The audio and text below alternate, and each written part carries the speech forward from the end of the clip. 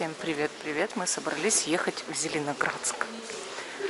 Вот уже на вокзале купили билеты. 62 рубля на электричке. 62 рубля стоит билет? Да. Ну, это же совсем получается это рядом. Без льгот получается. Ну, достаточно 40 километров. Да. Достаточно такой вот бюджетный вид транспорта. И, ну, удобный. Сейчас посмотрим. Единственное, Какой это не поезд «Ласточка». смотрел? Ласточка. А ты где же? Ты же сказал, аптеку где-то хочешь найти. Как там? Там аптека? Хорошо. Или как она? Так. Единственное, что этот поезд следует со всеми остановками, да? То есть это не скорый поезд, а вот 44 минуты, по-моему, он идет до Зеленоградска. Вот. Тут гульки. А Зеленоградск получается...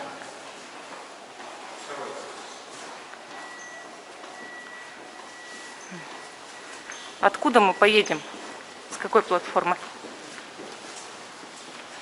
Калининград, Зеленоградск. Ага.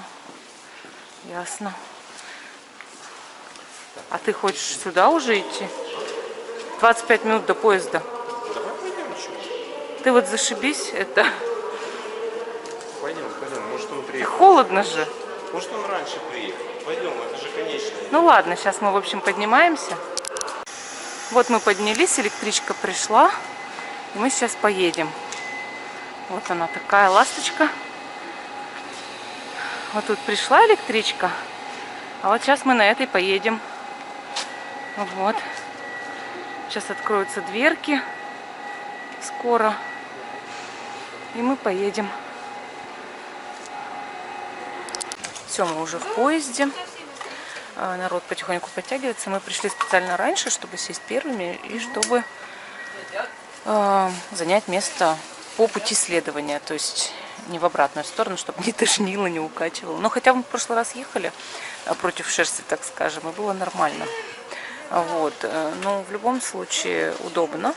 Все так же, без проблем. Пока что туалет здесь есть в вагоне. Мы уже выяснили, что есть туалет. Вот. И я думаю, что нормально проедемся. 25 минут оставалось, когда мы пришли на вокзал.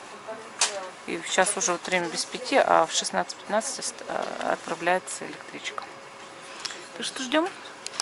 Вот мы едем в далекие края. Проходим станции, короткие остановки. И потихонечку продвигаемся. Наш поезд прибывает на станцию. Вот как раз Платформа 7 километр. 80 километров в час, он что ли идет поезд.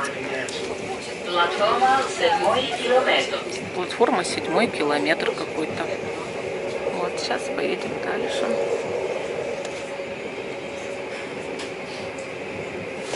Сегодня погода неплохая. Плюс 8. 6 марта 2020 года. В городе цветочки цветут, а вот здесь только потихоньку за городом поля покрываются травкой. Ну вообще вот деревья многие, как бы почки уже, маленькие листочки пошли. Вот. Так что весна наступает, так скажем. Ну еще солнце, когда вот оно выглядывает, оно яркое, конечно, да, вот тут чьи-то частные домики. Станция платформа 7 А километр. когда Следующая остановка. тучки, то, конечно, не очень-то такое приятное. Платформа 7 километр. The next stop is Вот. Рябиновка. Угу. Вот многие люди вышли на Рябиновке, ой, на 7 километр. Вот. Ну, вообще, мне нравятся вот эти именно электрички тем, что они комфортные, удобные. Тут столик такой. туалет здесь есть. Я сходила в туалет, он такой интересный тоже. Уважаемые пассажиры, посадка окончена. Вот. Поезд отправляется. Отправляемся дальше. Следующая Поехали. остановка Рябиновка. Рябиновка. Dear passengers, boarding Кто-то is цветы completed. получил. The Кстати, train прошел is departing. The как-то next stop водитель is поезда или как? Рябиновка. Как называется водитель поезда? Начальник поезда. И всем сказал: женщины, поздравляю вас с женским днем 8 марта. Хотя сегодня 6, но он все равно поздравил. Вот. Так что нас и поздравляют. Так вот. Вот мы уже подъезжаем к Зеленоградску. Наши серенькие пейзажи мелькают за окном. Последняя станция сейчас перед Зеленоградском была Сосновка. И сейчас будет уже Зеленоградская. Поезд почему-то запел приятные рельсовые свои, в кавычках, приятные песни. Такой скрежет прям. Не знаю, почему такой звук, откуда он.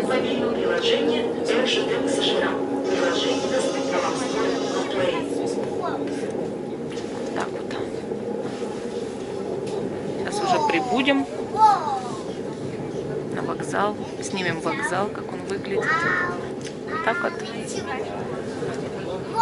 Прям везде затоплено. Смотрю, дождички, видимо, шли, все затопило тут.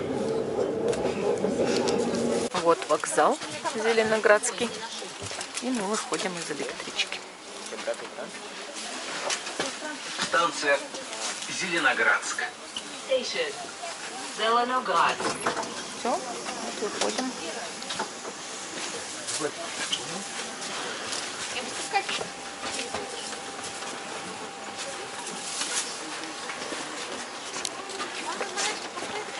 Так. Тут довольно такая подножка. Лесенка. Все, приехали. И пошли прогуливаться. Самолет. Выход в город. Самолетик летит так близко прям.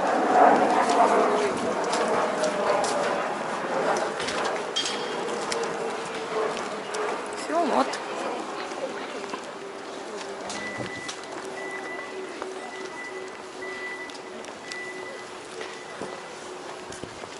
Еще даже сансет посмотрим. Не темнеет еще. Уже весна, темнеет позже гораздо. Так что все хорошо. Что-то строят интересное. Чтобы дождичком не мочило. Установку, Да. да. Вот так вот. Гулять сейчас пойдем на море.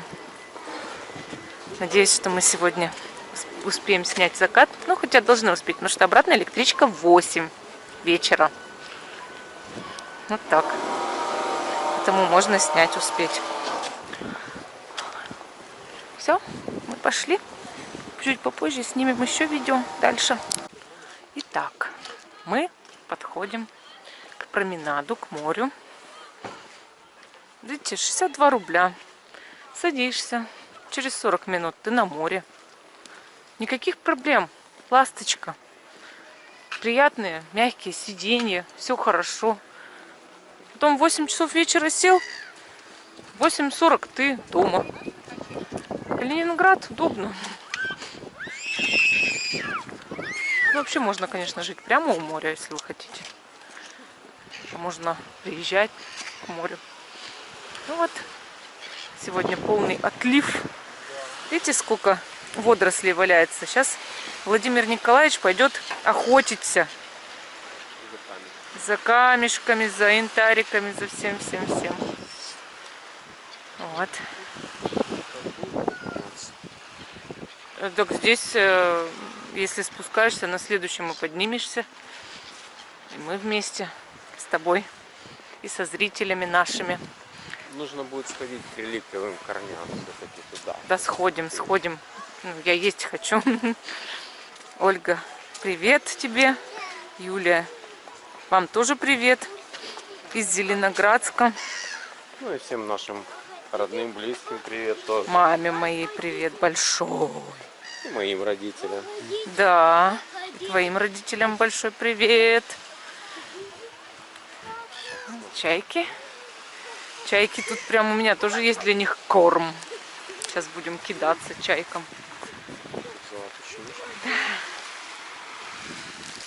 Да. Сейчас еще один пакетик. Сейчас к нам все чайки мира подлетят. И мы такие, ура, чайки! Чайки!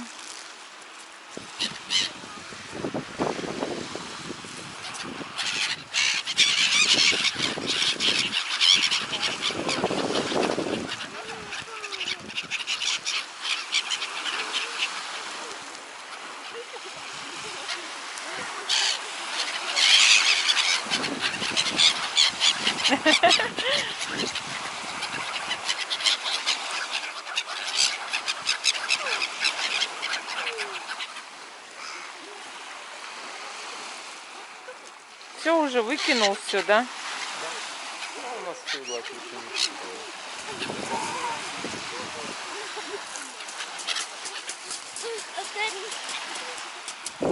Ура! Столько чаек. Ура!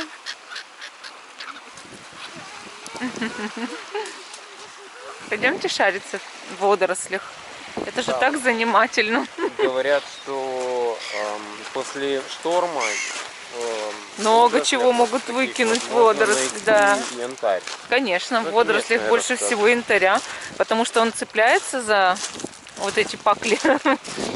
И можно среди этих штук найти янтарики. Только вот не очень приятно их трогать, если честно.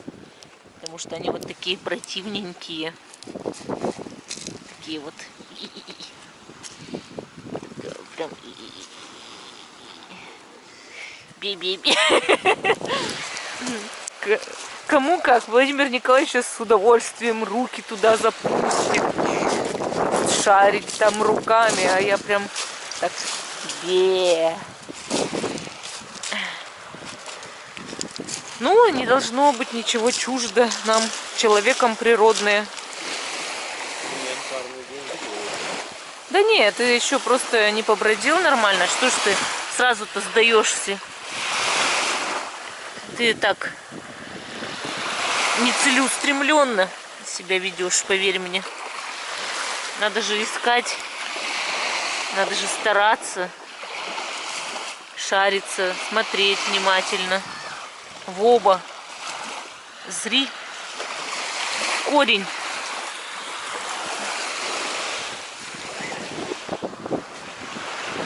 Вообще, конечно, в янтарном янтарь есть, на Балтийске есть, в Зеленоградске не видела еще. Ну, мне кажется, вот белемнитик вот лежит. Видите, какой хорошенький. Да. Белемнитик. Чертов палец.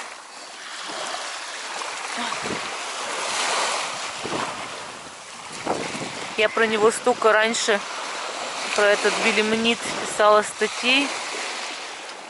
И в том числе, почему он чертов палец, и как его использовать и в лечебных целях, и в магических целях.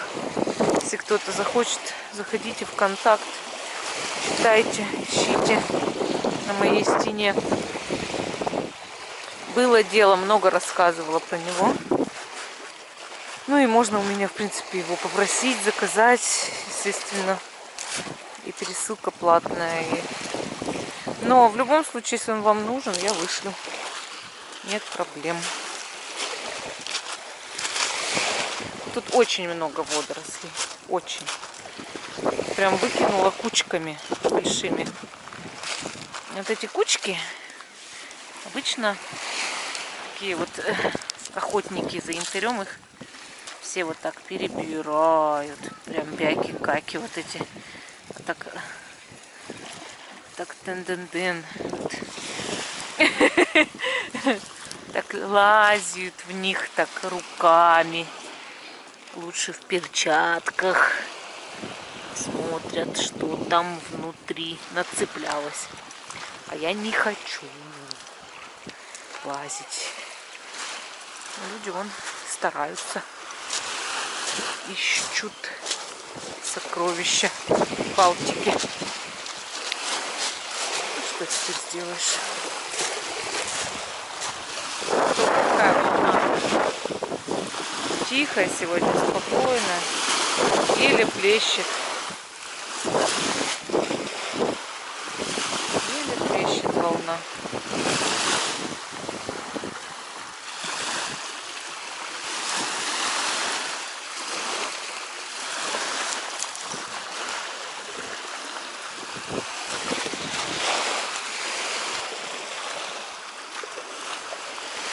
Как я люблю море.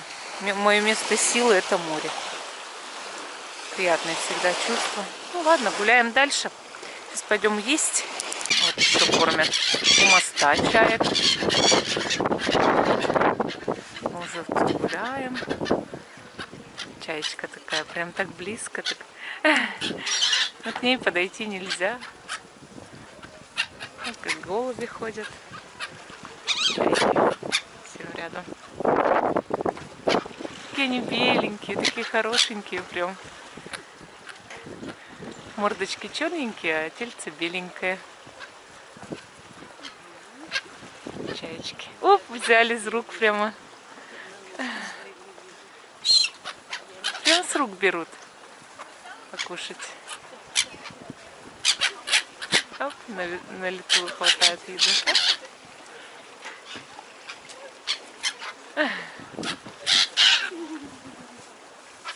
И вот тут они садятся на перильце такие, ждут.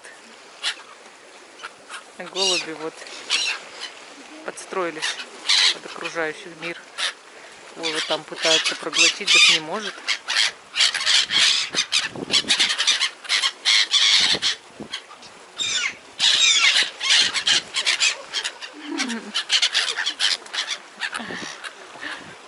Здорово.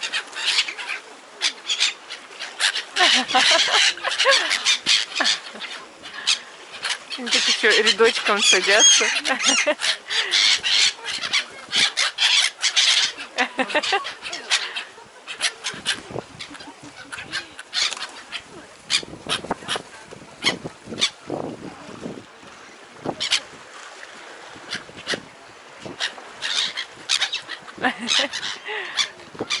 Пойдем. Здорово. Тут вот детки качаются на качельке с мамой. Вода сегодня, на удивление, чистая. Чистая вода, да, сегодня прям такая голубенькая, зелено-голубая такой цвет интересный. И вот цветом морской волны ты не назовешь, а вот и там сзади лодочка дальше. Как же я люблю море. Вот вроде и не ночевать приехали, а все равно так приятно. Приехали просто прогуляться. Вот сделали такой эксперимент не с ночевкой, а приехать на электричке и уехать на электричке. Да, но это мы так, нежданно-негаданно. Да, придумали сегодня. В конце рабочего утра.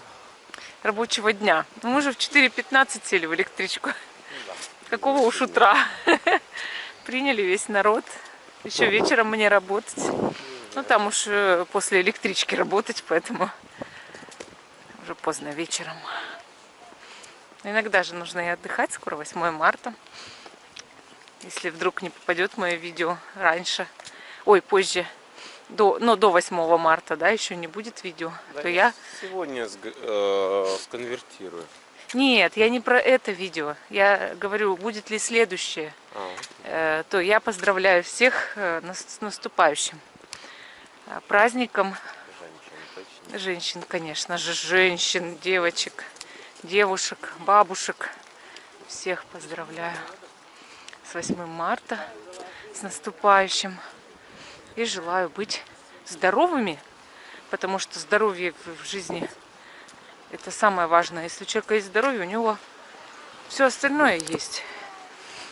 И любви, быть любимыми, чтобы дети были здоровые. Это же самое важное.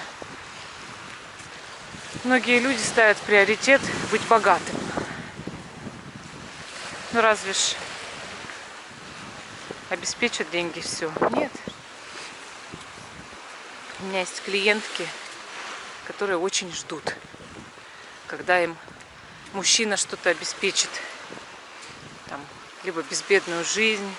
Есть те, которые совсем бедненькие, и, мол, долги, может, мои отдаст. Вот. А как быть тогда счастливой в этот период, в этот момент, если ты ждешь просто от кого-то чего-то? А когда трудишься, у тебя все горит, и ты дышишь, ты живешь, ты знаешь, что ты своим делом занимаешься. Вот как надо жить. Толку ждать от кого-то. Берите, делайте, что вам нравится, то, о чем вы мечтали. Все нужно осуществить в жизни. И вот тогда будет действительно счастье. Самое настоящее. Ну, на этой философской ноте мы продолжаем идти. Пока выключу камеру, ручки мерзнут, потому что на улице +8, но ветерок. Вот мы уже в нашем любимом кафе «Дача» у моря. Сейчас будем заказывать покушать.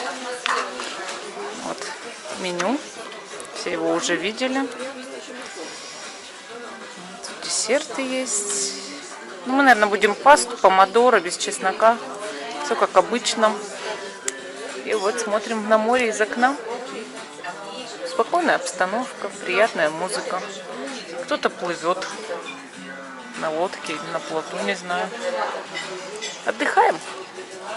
Такую принесли нам пасту. Паста помодоро, чай. И мы ужинаем. Вот так-то. Вот мы вышли из кафе. Мы поужинали. И уже начало потихонечку темнеть. Пошли сумерки. Мы пошли гулять дальше по пляжу. Сейчас пройдем вот туда до конца. Что? Там мы Не спустимся? Да должны. Пошли попробуем. интересно, как люди туда попадают. Так попадают.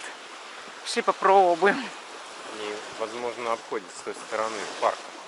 Да должно нормально все быть. Пойдем попробуем. Красота. Тишина.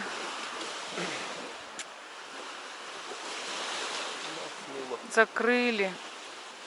Эх, не попасть. Хотя вот на самом-то деле, а его вообще что-то, видимо, случилось с этим-то. Так-то мы бы попали. Вот мостки-то, вон они. Пойдем наверх. Мы можем обойти. Да через- нет, вот здесь можно пройти. Ты чего? Да.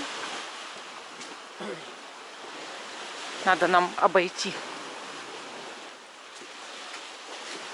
Попробовать, по крайней мере, стоит. Ага. Я говорю, что Ну нужно ладно. обходить, Да пошли просто по променаду погуляем. Зачем нам обходить? Ну смысл какой, как бы. Пойдем здесь погуляем. Вот тут море есть. Там тоже море. Ну, видимо, вот прилив сильный. Да, пошли. Что туда теперь не попасть. Зато как хорошо. Как мы покушали хорошо. Без чеснока. Без чеснока покушали. Вот пошли здесь посмотрим море. Вот. Ну да, там сейчас не пройти, видимо. Вода пришла совсем близко. Но люди как-то вот только через парк, видимо, ходят.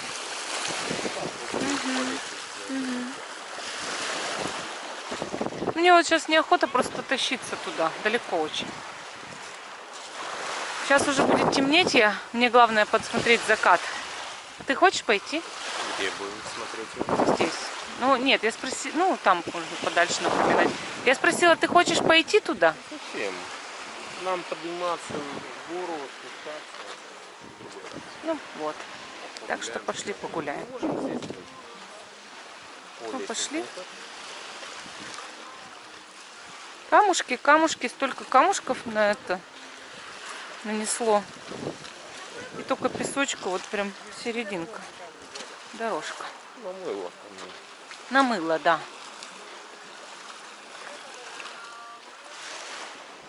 Мне вот нравится, когда вечером уже все огоньки зажигаются. Так загадочно встает у моря. Так приятно, так интересно. А тут на днях была очень красивая луна. Сегодня ночью была очень красивая луна. Я ее фотографировала, когда мы гуляли. Так прям она мистически смотрелась. Я ее выставляла в Инстаграм, ВКонтакте, потому что она шикарная была. Море приятно шумит.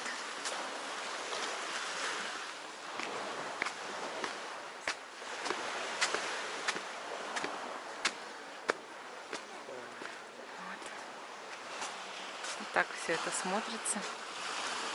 Красота.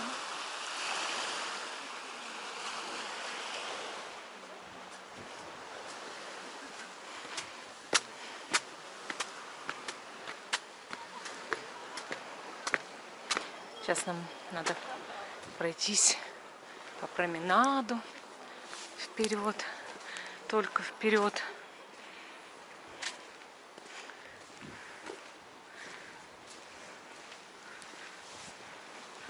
И послушать тишину и редко проходящих мимо людей.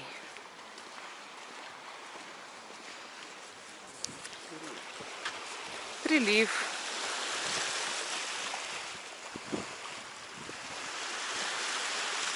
А там почему-то отлив. Нет, там тоже. Тоже видно, прилив?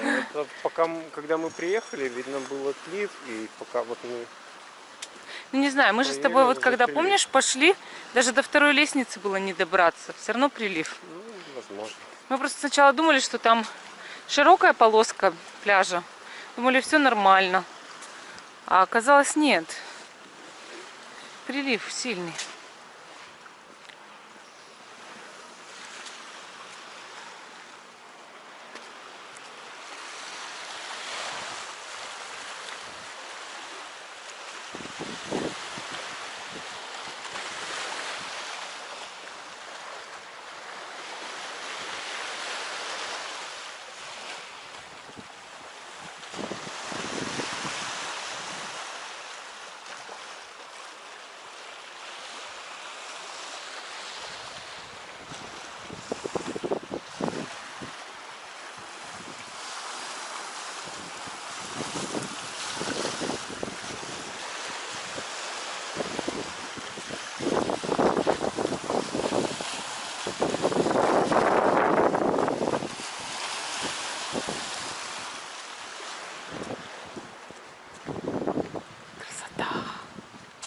Даже говорить ничего вот неохота, потому что хочется наслаждаться просто морем, погодой, природой, тишиной, счастьем, спокойствием каким-то, вот умиротворением, что ли. Не знаю. Море действительно очень много человеку дает силы, энергии, вдохновения. Сколько стихов написано про море, сколько картин. Сколько музыки на фоне впечатлений о море. Ведь море, оно не всегда спокойное. Когда начинается шторм, буря, и это тоже вот прям жутко опасно и жутко красиво. У меня прям настроение писательное сегодня.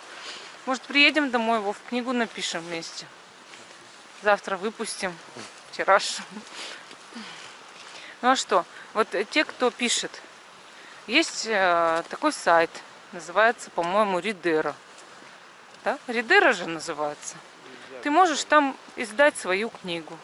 Стоит это 4500 рублей.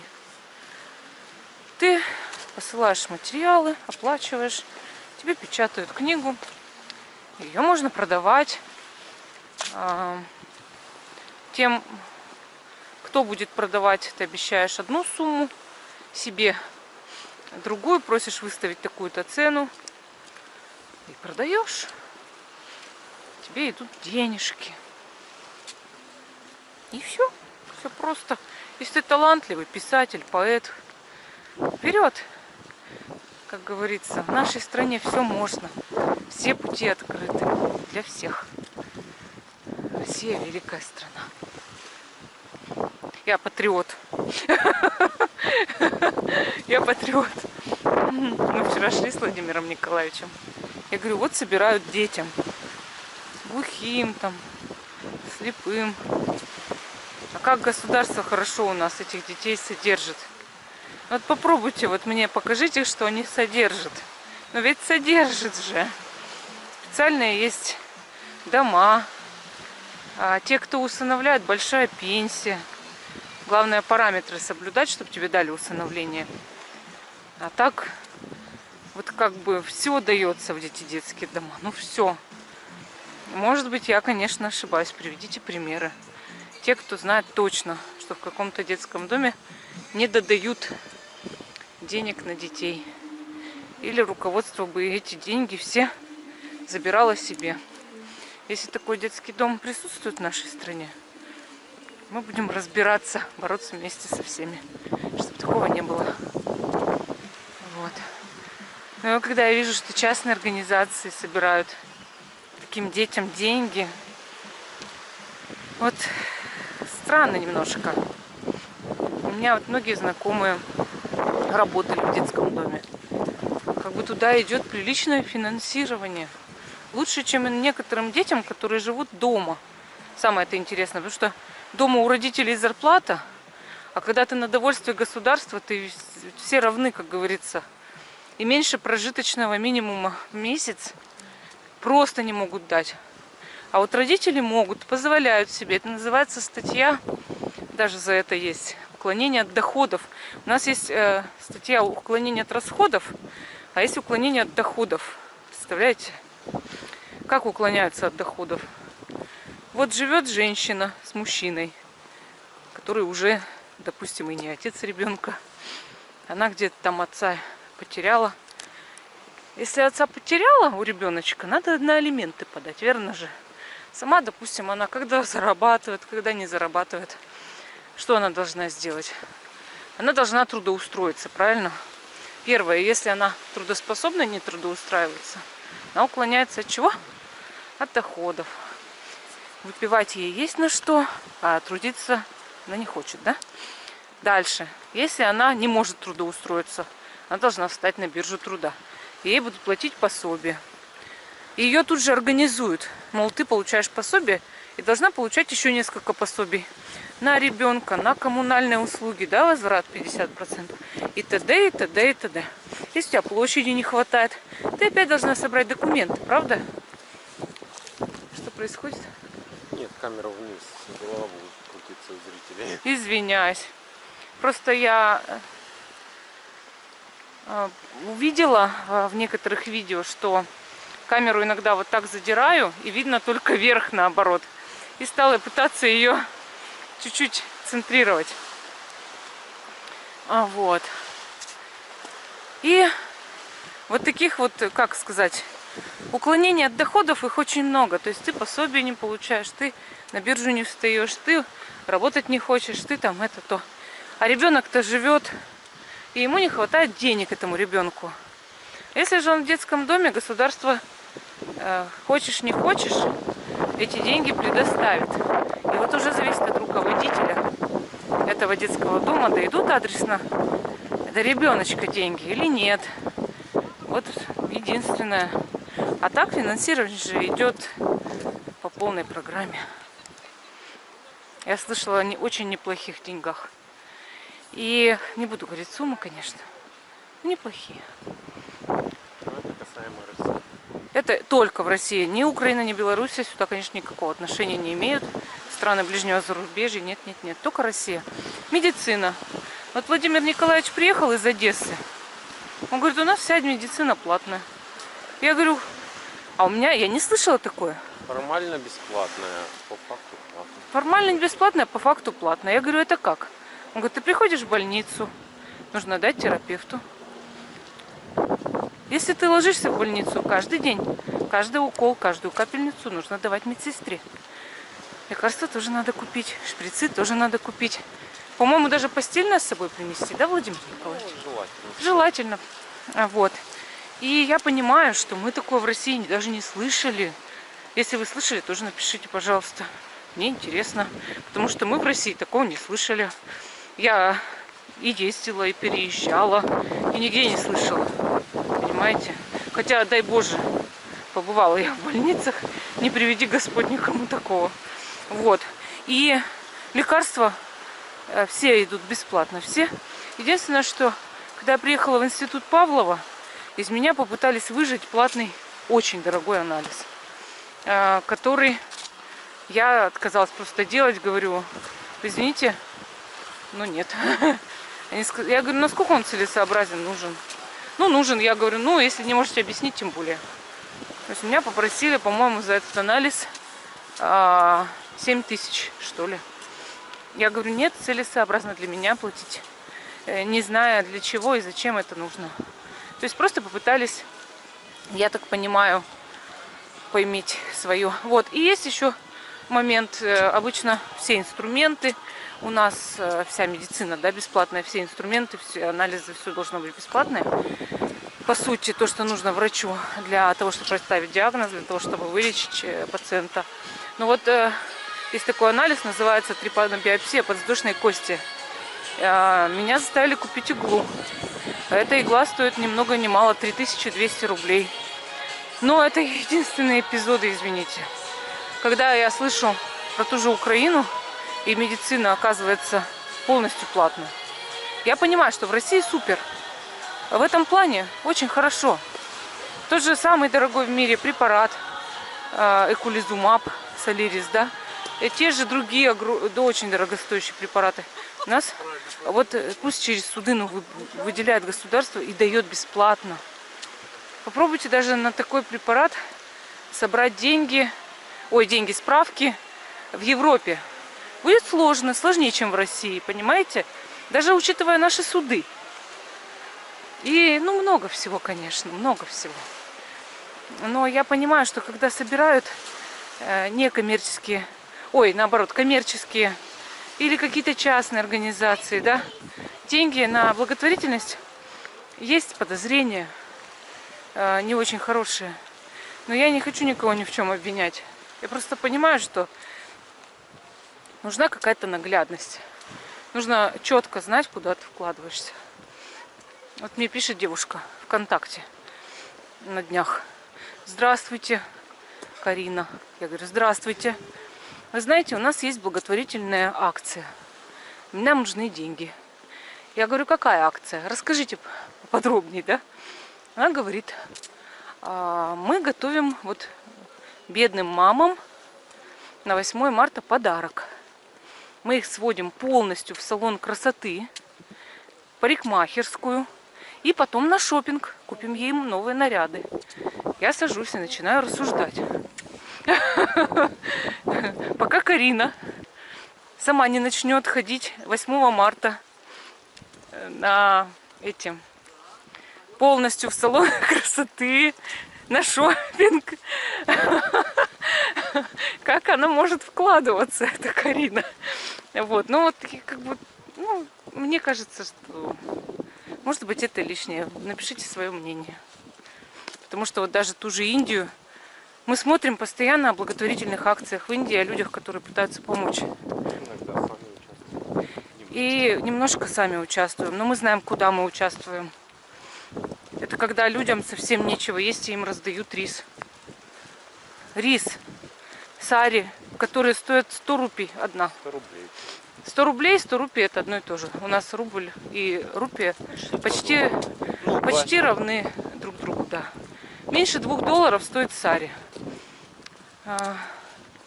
Когда жертвуешь на сари, встает очередь из индианок бедных, у которых их нет. Ты начинаешь понимать, что тут действительно действительно нечего людям носить, просто нечего. Ну ладно, Сари. Когда выстраивается очередь из людей, которым нечего есть, и они просто берут килограмм риса у тебя в руках. Каждый из них берет по килограмму. И у нас Россия, да, она уже не имеет нищих. Нет нищих. Вы возьмете у меня рис, возьмете мою одежду. Нет. Я смотрю, люди пытаются отдать какие-то старые вещи кому-то. Есть специальные боксы у нас в Калининграде по приему старой одежды, для того, чтобы раздавать ее бедным. Есть такие организации, которые этим занимаются. Вот. Это все. То есть их всего 2 в Калининграде. Есть ли у вас такие в городе? Сдаете ли вы свои старые вещи? Я, например, все давно выкидываю. Даже в бокс не несу. В бокс ношу только то, что считаю, ну, очень красивым, новым. И то, что, ну, не подошло, допустим, да? Или не носили. Ну, совсем что, вот никак. И новое, да? Но я ни за что не понесу очень старые, изношенные вещи, потому что они уже в России никому просто не нужны. Если взглянуть на Индию, где иногда ребенок идет в школу, начальные классы, босиком. У него нет тапочек просто. Даже сланцы. Там же жарко. Сланцы надо. Вот помнишь, какое мы видео недавно смотрели? Про какую страну? Такое красивое видео ты мне показывал. Где выставили камеру и просто снимали жизнь деревни. Какая это была страна? Ну, буддийский монастырь. Шри-Ланка? Нет. Нет. Таиланд? Нет. Камбоджа, наверное, по-моему. Камбоджа. Ну вот какая-то вот такая страна. Мы, значит, сели и наблюдаем, как утро наступает в этой стране, в деревне. Там буддийский храм. Как прихрамовая школа. Как туда дети в школу идут. Кто-то на велосипеде, кто-то пешком. И вот ведет мальчик. Сам побольше, у него есть какие-то блоки. Рядом малыш. Меньше, гораздо меньше. Идет шорты, рубашка. Он должен быть в форме, но как может. Естественно, босиком. Босиком, понимаете? Вот это очень большая разница между нами и другими странами. Помоги тому, кто в этом нуждается. Потому что в России я пока не видела, чтобы кто-то действительно нуждался. Нуждается тот, кто выпивает, но он же на алкоголь деньги находит, этот кто-то. А у них же не пьют. Просто бедные. Такой вот класс у них населения. Расскажите, вот что вы об этом думаете? Кому помочь? Вот я вот сейчас хочу пожертвовать, допустим, 2000. Кому их лучше скинуть? В Индию или мамам на прическе? Голосуем. Мне интересно ваше мнение. Вот мы пришли уже к нашему повороту. Хотим посмотреть, будет ли все-таки закат. Подождем. Мы поймали НЛО. Ну пусть будет самолет, но на самом деле НЛО.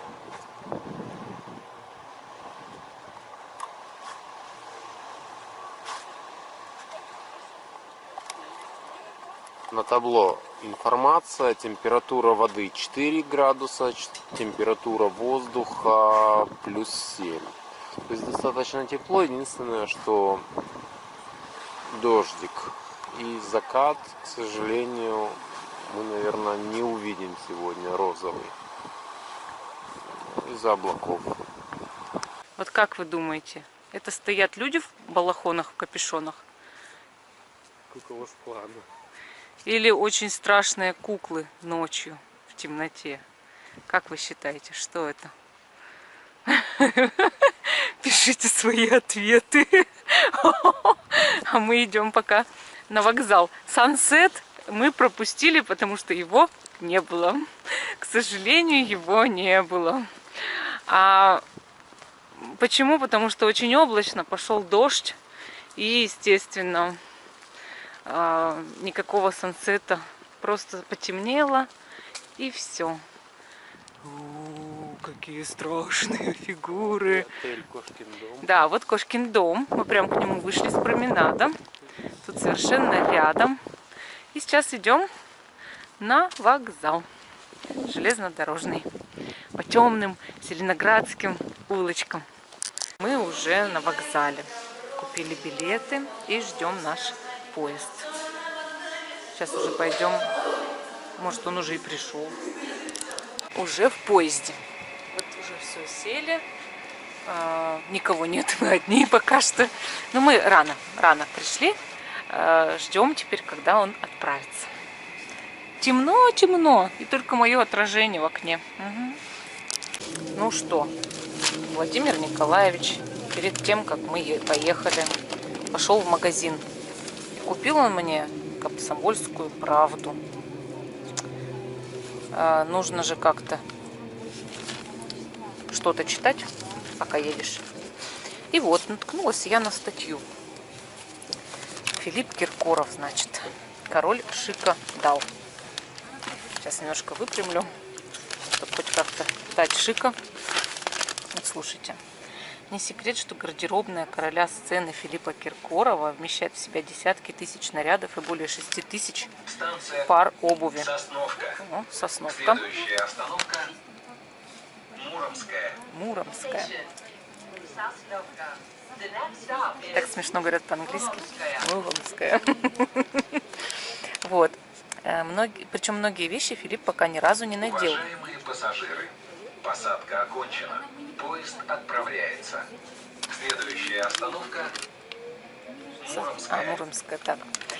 Причем многие вещи Филипп пока ни разу не надел. Купил в приступе шопоголизма. Так артист снимает стресс после изнурительных гастролей. Повесил в гардеробной и забыл. Понятно, что костюм Дольче энд Габбана, в котором певец появился на песне года, Филипп забыть не мог. Все-таки немалую сумму, мягко говоря, на это великолепие потратил. 90 тысяч евро, более 6 миллионов рублей. За этот костюм много или мало дразнил папарацци за кулисами песенного фестиваля «Эстрадный модник». Но и такая сумма для Филиппа не предел. Чтобы перевоплотиться в скандальном клипе «Романы», в падре, воспылавшего страстью прихожанки, Киркоров скупил эксклюзивную коллекцию «Боги на земле» Дольче энд Габбана, спустив на наряды около 90 миллионов рублей.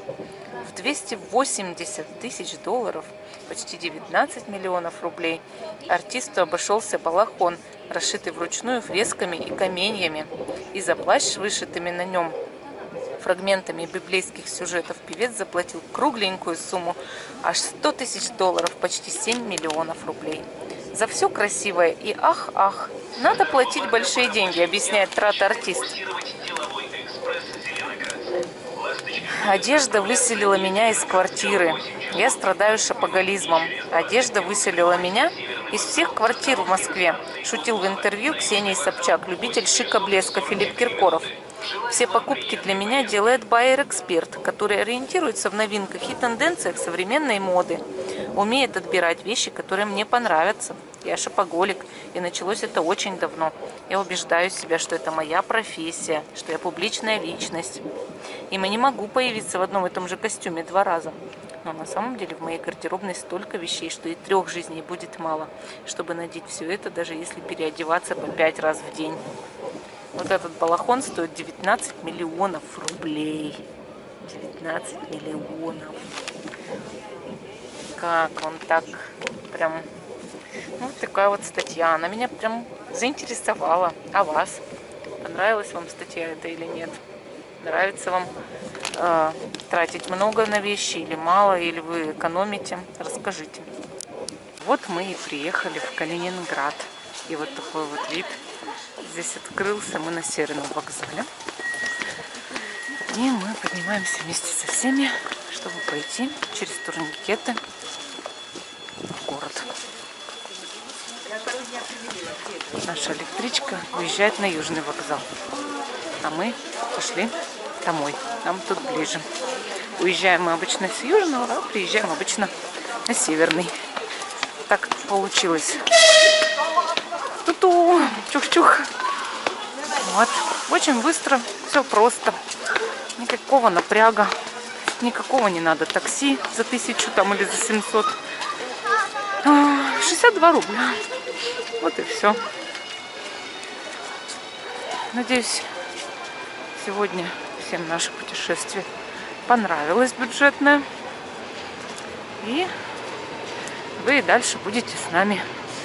И надеюсь, что будете делиться своим мнением по поводу тех вопросов, которые я сегодня озвучивала. Всем пока и до новых встреч!